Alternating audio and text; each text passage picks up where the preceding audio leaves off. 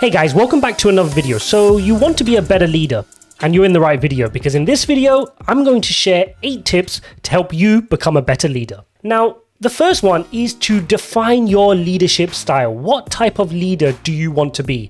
So when we hear about, what do you think makes a good leader? People say passionate, genuine, someone enthusiastic, charismatic. What type of leader are you going to be? Are you going to be one that's going to micromanage? Are you going to leave people to operate the way they want to operate and check in occasionally?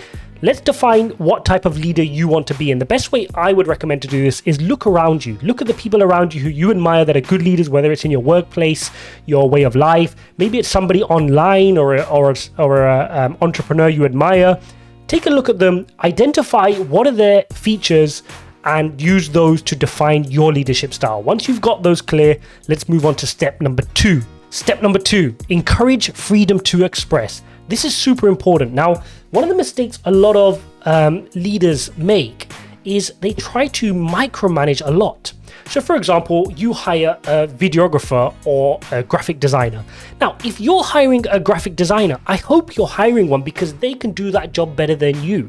If you're the entrepreneur and you're the better graphic designer, that just doesn't make sense. You should be hiring people around you and leading a team of people who are better than you in their own individual element. Your CFO should be better than you at accounting. Your HR manager should be better at you in HR, and same with your graphic designer. And so when you bring these people together, it makes little sense for you to just give them a strict outline from which to work from. You should encourage freedom and help them express themselves, because that's how you're going to get the best out of them, and that's how you're going to come up with ideas which will really help you push your business forward. Step number 3, lead from the front. And that's why in this video, we're referring to a leader as a leader, not a boss. We don't want to be a boss.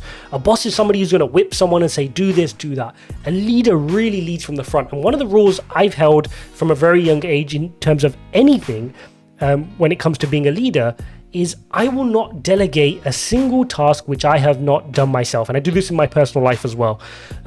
If there is something which I want somebody else to do for me, whether if I want to delegate something, even if it's a mundane task, some data entry, booking meetings or calendar entries, I will not delegate anything that I have not done at some point. Once I've done it and I've got the empathy of what that task entails, then I can be better placed to lead somebody in doing that tasks. I will know the nuances, I will know the pros and cons of doing that tasks, or what could make it easier, and that will really help you move forward. Tip number 4, and this goes without saying, be passionate.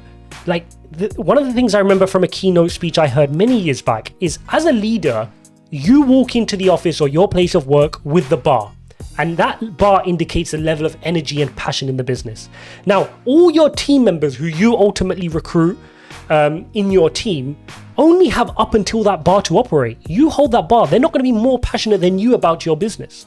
So when you come into the office day in, day out, and this can be difficult as a leader when you have so many different challenges and things going on in your business life and personal life, just remind yourself to really up that bar and be passionate. And if you're not passionate about the aim that your business is trying to solve, the pain point, the challenges, and the reason why your business exists, then maybe we need to reevaluate that from the outset. Step number 5, listen. Such an important point, but it's so often overlooked. We get so busy dictating and delegating things we want our team members to do that we often don't sit back and listen. And this ties into the creativity point in point number 2, which is encourage your team to be expressive and help them understand that you're somebody that listens, you're approachable. They know they can come up to you and brainstorm a crazy idea that they've thought about because you've created an environment where they feel confident to do that.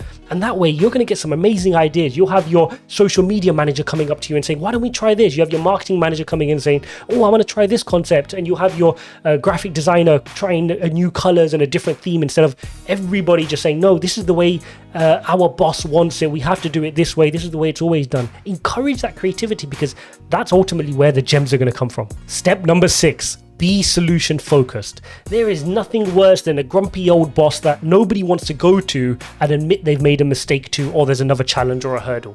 Be that type of leader that sits there waiting to solve challenges and help your team overcome hurdles. If they come to you with an issue or a hurdle, encourage them, remind them that they can overcome this hurdle. Even if you don't know the solution, remind them that they're capable of finding that solution. Give them some advice. Ask them to explore A or B or C and give them that energy back. Because ultimately, a lot of the times your team members come to you feeling down or feeling discouraged from their task, they're just looking to you to be a leader, to say, it's okay. You've not figured it out yet, but you will. And this reminds me of Henry Ford when he was trying to develop the V8 engine. He had the world's best scientists and they could not figure it out. But he kept paying them and he said, you're not leaving that room until you figure it out. It doesn't matter how long it takes. And that's a real gem which we can take away with us in our leadership careers. Step number 7, be a visionary. This ties in with point number 4 about being passionate, but being a visionary is a little bit more. We need to, as leaders, have that bigger picture because our team members will look to us to paint that picture for them, to help them see it and to understand where we're heading. Your team, so to speak, if you take the analogy, your team are happy to dig piles of mud for you if they understand what the bigger goal is. Why are we digging this hole? What benefit is it going to have to the world? Why are we doing it? How long will it take? What happens when we've completed this? Your team should be able to answer all these basic questions, and only then will they truly buy into your vision and your plan for the company, and they'll give you an extra 10-15% where you didn't think it'll be possible. Step number 8, reward when appropriate. Now, the reason I said when appropriate is sometimes you get leaders who never reward. They're just that grumpy old boss who will never reward or give a bonus or a pat on the back or a well done. And then you'll get the leaders who reward too often. And so they can over compliment and over reward.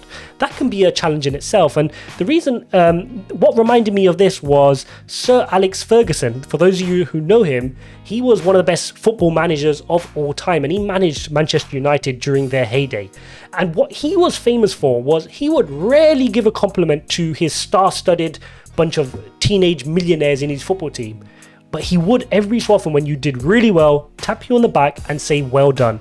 And the players yearned for it. They'd work so hard just to get that pat on the back. And he didn't overuse his words. He didn't mince his words and say well done to a player when they didn't perform well. A player knew clearly that when they delivered and they performed, they'd get a well done. And when they didn't, then it'd be a different situation. Hairdryer treatment in Sir Alex Ferguson's case.